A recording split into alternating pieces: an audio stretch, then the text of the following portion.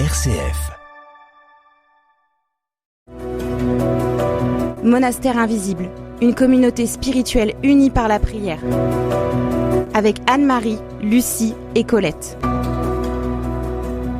Bonjour chers auditeurs et auditrices. Aujourd'hui nous abordons le chapitre 5 de Siracide, dont voici le récit sur les fausses sécurités. Mais qu'entendons-nous par fausse sécurité ? La fausse sécurité dans le contexte chrétien désigne une illusion de protection spirituelle. Elle survient quand une personne se croit à l'abri du danger spirituel ou du jugement divin, souvent en raison de circonstances favorables ou d'une foi superficielle. Cette illusion est un obstacle majeur à la conversion et peut mener à un état de trouble et de misère lorsque la réalité se révèle.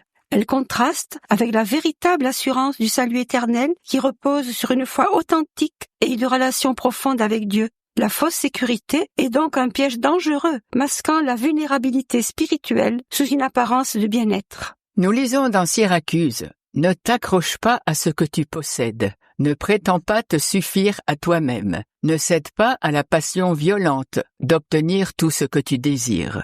Ne prétends pas que tu n'as aucun maître, car le Seigneur t'en punirait certainement. Ne dis pas « j'ai commis une faute, mais rien ne m'est arrivé ». N'oublie pas que le Seigneur sait prendre son temps. Si tu entasses faute sur faute, ne sois pas trop certain de son pardon.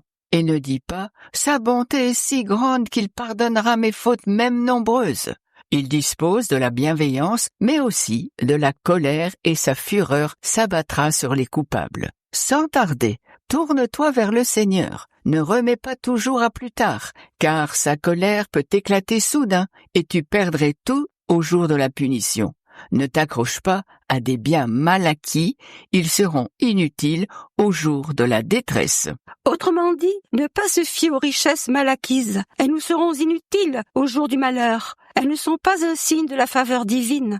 Dieu finit toujours par punir le fautif. Nos richesses, qu'elles soient matérielles ou morales, culturelles ou physiques, ne peuvent nous donner qu'une illusion de sécurité si elles sont sans référence à Dieu. Dieu a un avis différent, il prononce sa sentence sur l'homme qui avait érigé ses richesses comme un rempart contre le mal imprévisible. Luc 12, versets 13-21. L'affirmation de la patience de Dieu n'exclut pas sa colère. Dans Exode, chapitre 34, versets 6-7, il conserve son amour jusqu'à la 1000e génération. Il pardonne le crime, la faute et le péché, mais il ne tient pas le coupable pour innocent. Il punit la faute des pères sur leurs descendants jusqu'à la 3e, voire la 4e génération. Dans le psaume 112, nous lisons « Louez l'Éternel, heureux l'homme qui craint l'Éternel, qui trouve un grand plaisir à ses commandements. » Le monastère invisible, une prière sans frontières, sur RCF Cœur de Champagne. Pourquoi les méchants vivent-ils ? Pourquoi les voit-on vieillir et accroître leur force ? Dans leur maison règne la paix, sans mélange de crainte. La verge de Dieu ne vient pas les frapper. Ils passent leur jour dans le bonheur, et ils descendent en un instant au séjour des morts. Le livre de Job va dans le sens inverse. Job a été fidèle à Dieu toute sa vie. Dieu l'a béni. Mais lorsque Dieu a été défié par Satan, il a tout pris à Job, résume Moraes. C'est peut-être la grande leçon de l'histoire. On peut rester fidèle à Dieu, même à travers les difficultés, parce qu'avoir la foi, alors que tout va bien, est beau et merveilleux. Montrer sa foi et sa fidélité à Dieu, montrer que l'on continue à croire à la justice et la souveraineté de Dieu, même au milieu des difficultés, c'est peut-être ça le but. Le monastère invisible, une prière sans frontières, sur RCF Cœur de Champagne. Parler à un homme responsable. Que veut dire parler à un homme responsable ? Ne va ne pas tomber à n'importe quel vent et ne t'engage pas dans n'importe quelle voie, comme l'homme sans foi ni loi, qui tient un double langage. Sois ferme dans ta conviction et conséquent dans ce que tu dis. Sois toujours prêt à écouter, mais ne te presse pas de donner ta réponse. Si tu as une opinion, réponds à qui te parle, mais si tu n'en as pas, mets un doigt sur tes lèvres. Quand on prend la parole, on montre sa valeur ou on se déshonore, et ce que dit un homme peut conduire à la ruine. N'aie pas la réputation de quelqu'un qui médit, et que ton langage ne cache aucun piège. En effet, Le voleur s'expose au déshonneur, mais l'homme au double langage mérite un jugement sévère. Garde-toi des petites fautes autant que des grandes, et ne deviens pas l'ennemi de ton ami, car la mauvaise réputation apporte le déshonneur et le blâme. C'est le sort de l'homme sans foi ni loi qui tient un double langage. Ne te laisse pas entraîner par tes désirs, sinon tes forces seront brutalement brisées, et il ne restera de toi qu'un arbre sec, dépouillé de ses feuilles et privé de ses fruits. La passion mauvaise mène un homme à la ruine pour la plus grande joie de ses ennemis. Comment qualifie-t-on la responsabilité d'un homme? Un homme responsable écoute avant de parler.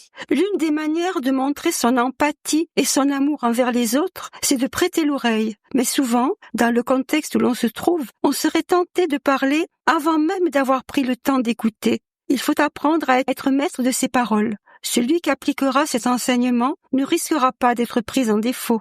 En Siracide, chapitre 19, verset 4, « Croire trop vite ce qu'on vous dit est le fait d'un esprit léger. Celui qui commet cette faute se fait du tort à lui-même. » L'étymologie du mot nous apprend que responsable, comme répondre, ont la même origine latine, respondre. Quiconque est un responsable est capable de répondre de ses actes. Souvent comparée à la vertu du sage par excellence, la responsabilité définit, en effet, l'individu sachant agir avec précaution, tact et discernement, qui pense et fait ce qu'il dit.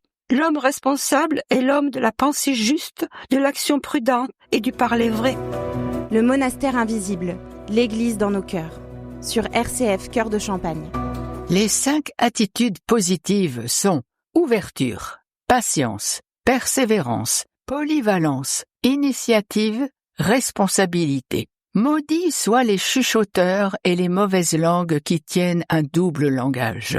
Pour ne pas céder au risque du double langage comme l'homme sans foi ni loi, il faut rester maître de ses paroles afin de ne pas risquer d'être pris en défaut et provoquer sa propre chute devant celui qui guette. Cela apporte mauvaise réputation, déshonneur et blâme.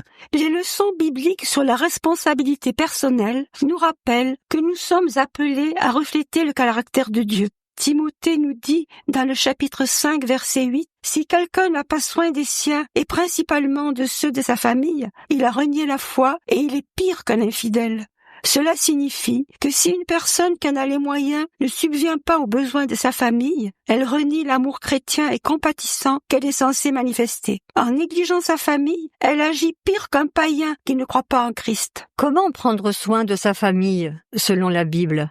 Les parents doivent traiter leurs enfants avec amour et respect, en étant fermes mais gentils avec eux. Les parents doivent comprendre que les enfants font parfois de mauvais choix, même quand on leur a enseigné la vérité.